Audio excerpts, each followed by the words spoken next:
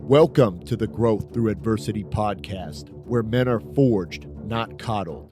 Here we dive deep into the path of true transformation in pursuit of physical, mental, spiritual, and temporal growth. We talk training, nutrition, business, mindset, and spirituality. We embrace strength and we loathe ease. We reject weakness in every form and cultivate power, the will to power itself. This is the rebirth of modern man. Raw masculinity, tempered by reason, virtue, and right action, because nothing of value is earned without sacrifice. Let's begin our apotheosis together.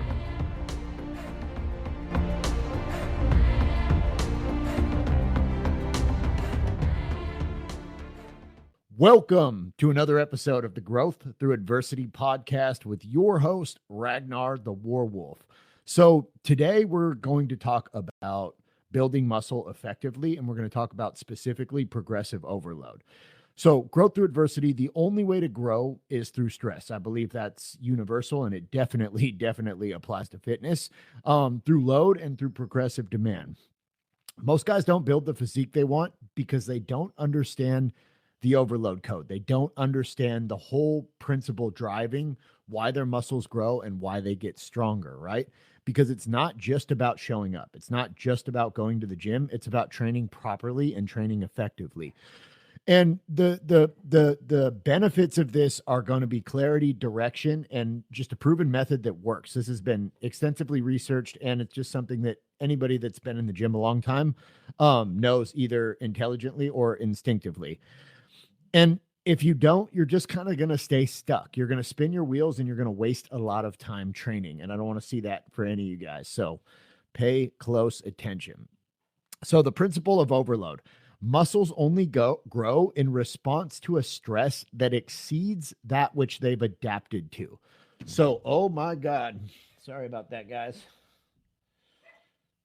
Big technical errors.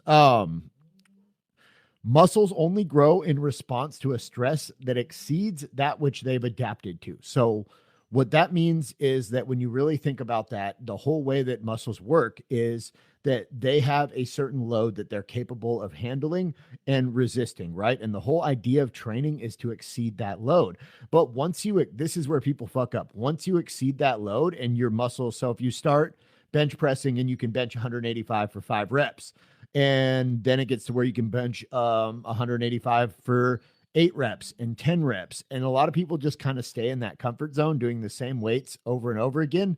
But your body has now adapted to that. That's now became its norm. That's what it's used to. And it doesn't have any stimulus to grow any muscle beyond that, right? So if you keep benching 185 pounds for 10 reps, you're not going to grow any more muscle beyond that point. It's just your body is very efficient. And our body, from an evolutionary standpoint, doesn't really like growing muscle, especially excessive muscle. Our metabolism wants us to have just enough muscle to be able to survive and to be able to get away from predators and to protect ourselves, but it doesn't want any more than that. And that's a pretty minimal amount of muscle. If you look at like primitive hunter-gatherer societies, they don't look like the fucking Marvel guys. You know what I mean? They're thin, they're wiry, they're lean. That is what our metabolism is actually adapted for. So growing copious and excessive amounts of muscle like we like to in the West, on top of that, it requires you to kind of make your metabolism do what it doesn't want to do. And you're going to have to give it the stimulus to do it. You're going to have to basically tell it that we need it. We need more muscle and we need to be stronger because I demand that you lift more and more weights, right? So if this stimulus doesn't progress, then growth is going to stop. The body is going to become lazy and efficient because the body is lazy and efficient. It's the human body, or any organism, is incredibly efficient. So if you give it a certain amount of stimulus without loading that stimulus and adding more weight or adding more reps over time, you're not giving it any reason to grow. I've seen a lot of people get plateaued like this, where they'll do really good in the beginning, they'll kind of get their numbers up, and then they'll stop this process of progressive overload because it kind of gets to where it gets out of the range of their comfort zone. And then they just kind of get stuck and plateaued until we re-stimulate this process and get the progressive overload kicking again. So there are 2 types of progressive overload. And this is kind of the two systems I use anyways. There's probably, I'm sure, more than this, but this is what I found to be, this is how I've categorized progressive overload over the years. So first of all, we've got vertical overload. This is what you think of when you think of progressive overload. This is increasing load on the bar over time, right? It's very effective, right? So for example, if you start out, you're benching 225 by 3 reps. You'll do that for a couple weeks. Then you'll go up to 235 by 3 reps. Do that for a little while. Then you'll go up to 245 by 3 reps. And so you're progressively overloading. You're getting stronger. This is going to force muscle fibers to adapt to the greater tension, because every jump up in weight creates more muscular tension, which is going to drive more hypertrophy, and which is going to drive more strength gains as well. So the pros to this is you're going to get rapid strength gains and you're going to get incredibly dense muscle, right? The cons is that it's pretty easy to abuse it and to get caught in a cycle of ego lifting, breakdown, overtraining, injury risk.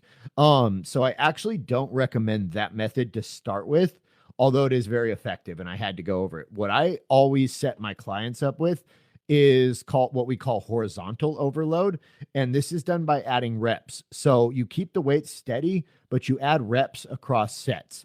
So for that same example, if we started at 225 for 6 reps, we're going to build up every week. The next week, maybe we'll do 225 by 7. The week after that, 8. The week after that, 9. The week after that, 10. Once you get to that 10 rep range, or you've progressed 3 or 4 reps from your starting point at the same weight, then you increase the weight a little bit and you start back down at the bottom end of that range. This is an awesome way to use rep ranges and horizontal progressive overload.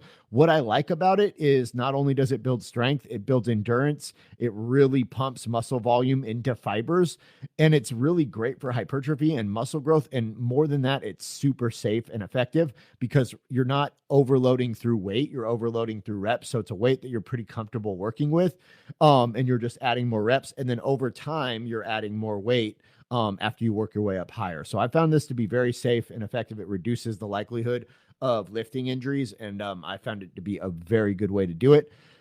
So for example, I had a client that was stuck at a 315 squat, and he was like, man, no matter what I do, if I try 320, I fail. It scares the shit out of me. I think I'm going to hurt myself.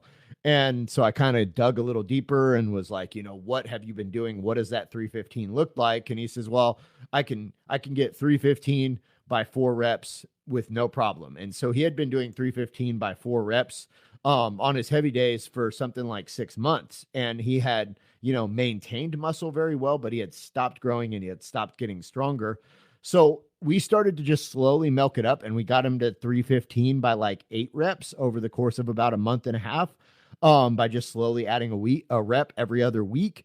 And then we were able to take him up. And I think his most recent was a 365 bench. So he took squat. So he took a squat from 315 to 365 just by using this method. And he didn't hurt himself in the process.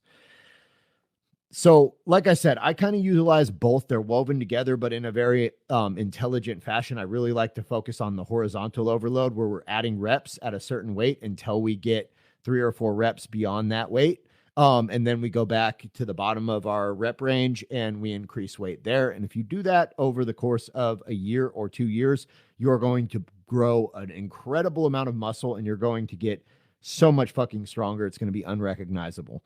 So another thing that I'm a huge believer in is you don't need to chase massive excessive volume. I'm a big believer in 3 workouts a week, 4 workouts a week tops, and in really hard working sets. So less really hard working sets. So a huge fan of like 2 really hard working sets, a good solid warm up.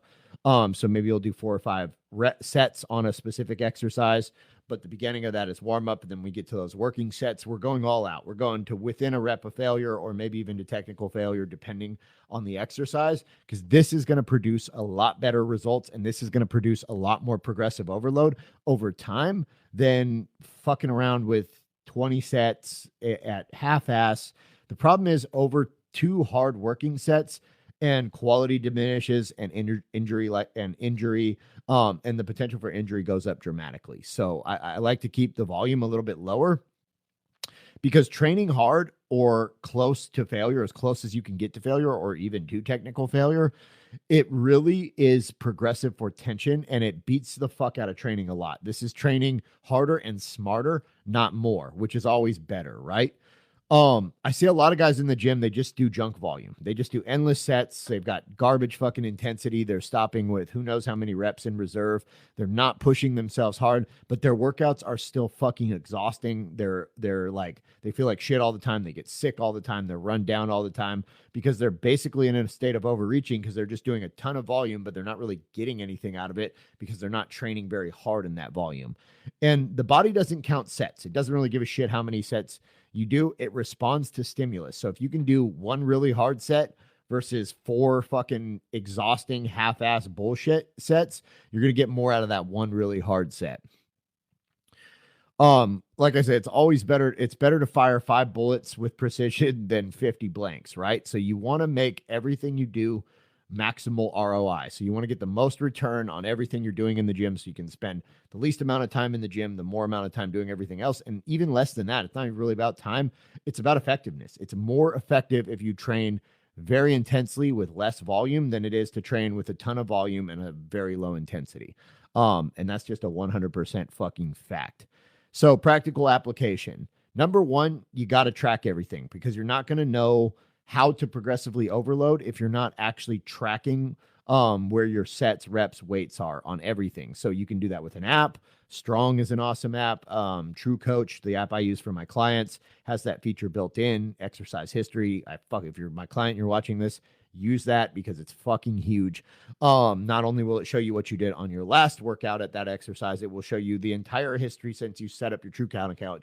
So you can see how much you've overloaded and how much you've progressed over the course of 6 months, a year, 2 years, 3 years, whatever it might be. So record everything. It can be, like I said, doesn't have to be digital. It can be in a notebook, but I've found the apps are just so much more effective for it these days personally.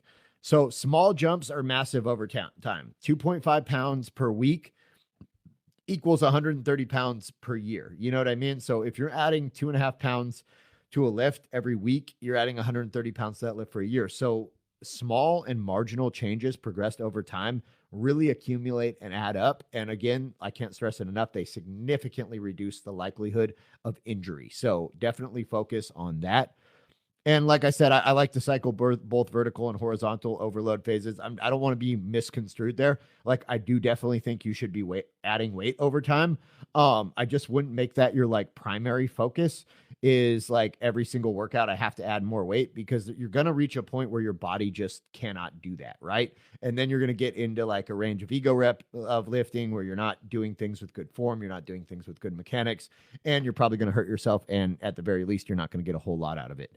So that's where the horizontal phases of overload come in. Just adding reps is a lot easier. We can usually force out one more rep every week, whereas it can be difficult to add more weight, especially when you're working at or near your capacity.